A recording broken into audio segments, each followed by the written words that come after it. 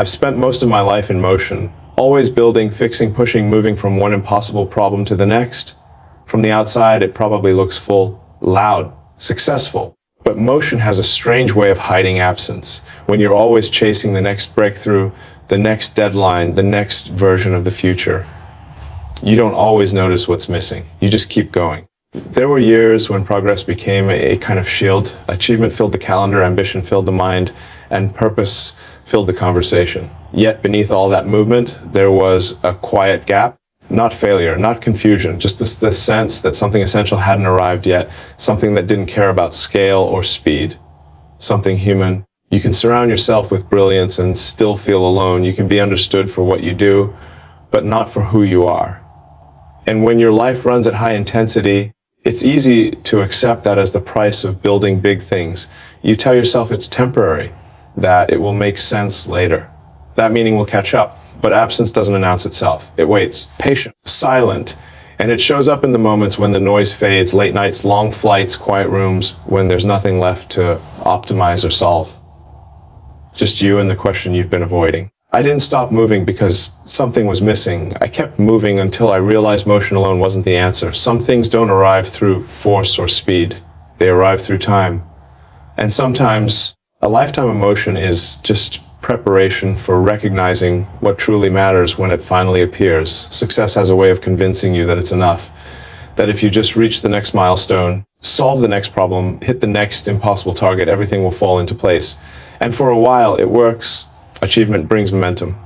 Momentum brings validation, and validation can be mistaken for meaning. But success multiplies things. It multiplies pressure, expectations, responsibility, and distance. What it doesn't automatically multiply is fulfillment. You can win big and still feel something quietly unresolved.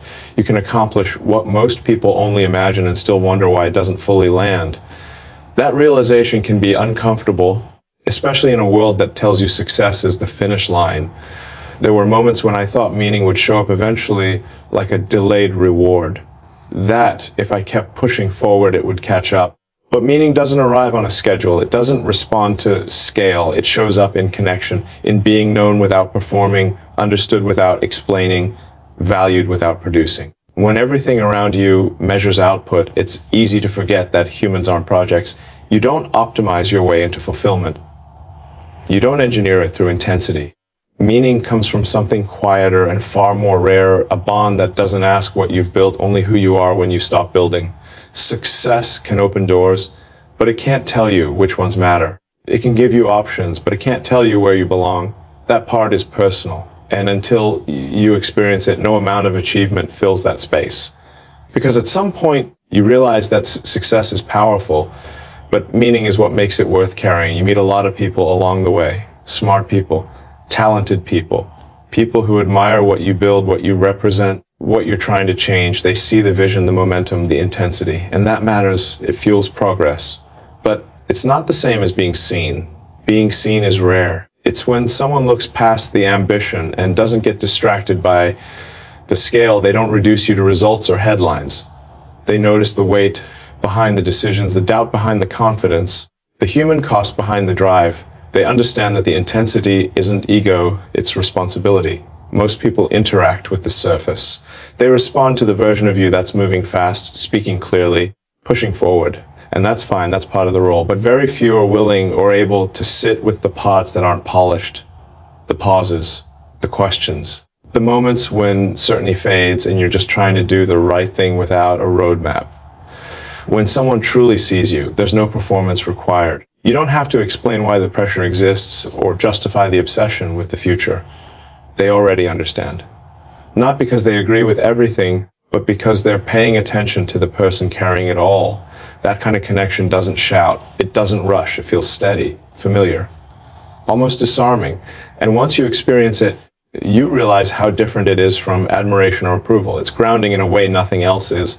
Many people may cross your path, but only one has the ability to see you clearly and change everything because of it. Waiting doesn't always look the way people imagine.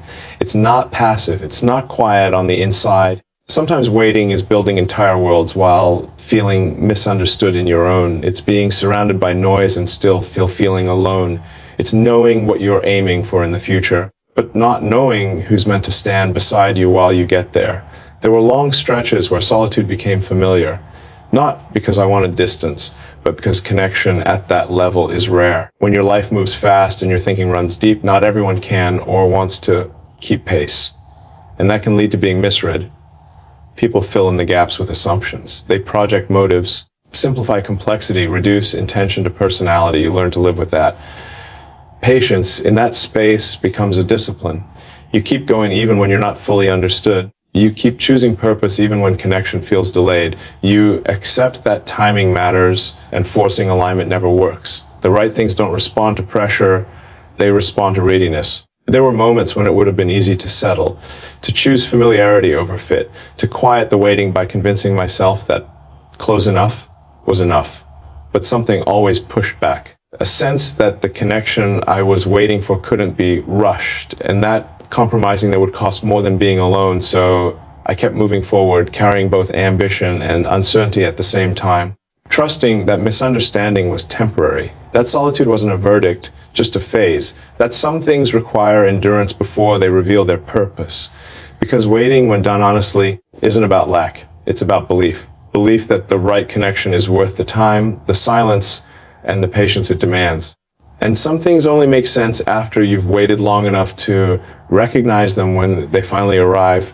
There's a moment that's hard to explain unless you've lived it. The moment when everything suddenly lines up without force. No chasing, no convincing, no second guessing, just recognition. It's quiet, almost ordinary on the surface, but internally it's unmistakable. You realize that the tension you've been carrying for years starts to loosen, and for the first time, things don't feel like they're fighting each other. Before that moment, life feels fragmented. You're successful in one direction, fulfilled in another, driven here, empty there. You manage it, you compensate, you tell yourself that's just how it is when you're building something big. But when alignment happens, you see the pattern clearly. You understand why certain connections never lasted, why timing was always off, why things that looked right never felt right. It's not about perfection. It's about fit. The kind that doesn't require translation, the kind where ambition doesn't need to be defended and intensity doesn't need to be explained. Instead of pulling you in different directions, everything starts moving on the same axis. Your work feels clearer, your decisions feel lighter, even the pressure feels different, less chaotic, more intentional. What surprises you most is how much energy was being spent just holding things together. When alignment arrives, that energy comes back. You're not divided anymore. You're not negotiating between who you are and what you're building. You're finally operating as one system. And in that clarity, the past reframes itself. The waiting, the solitude, the near misses, they stop feeling like delays and start looking like preparation. You don't resent the time anymore. You respect it. Because when the right connection appears, you don't wonder if it's real. You just know why nothing else ever worked before. After everything, the motion, the waiting, the misalignment, the patience, you realize the journey was never just about building things. It was about finding the one presence that made the journey make sense. Not someone who pulled you away from purpose, but someone who gave it dimension. Someone who didn't ask you to choose between ambition and connection, because with them there was no conflict for a long time. The path felt solitary, not empty, just singular, focused. You tell yourself that's the cost of doing meaningful work, and maybe it is for a while, but eventually you understand that even the most driven life isn't meant to be carried alone. Not because you need support to keep going, but because sharing the weight changes what the weight means. The right person doesn't slow you down. They don't soften your edge or dilute your vision. They remind you why the vision matters in the first place. They make the wins feel real and the losses survivable. They don't compete with the mission, they humanize it. Suddenly, the future you're building isn't just an abstract goal. It has a heartbeat. What's remarkable is how everything sharpens when that connection exists. Decisions feel cleaner, risk feels purposeful. Even uncertainty feels less heavy because you're no longer facing it in isolation. You're still moving forward with intensity, but now there's meaning attached to every step. You realize that waiting wasn't wasted time. It was the cost of finding something that couldn't be rushed, something that didn't show up when it was convenient, but when it was right. And in that realization, gratitude replaces impatience. Because some journeys are about what you build, but the ones that matter most are about who you find along the way. and some connections are worth an entire lifetime of waiting.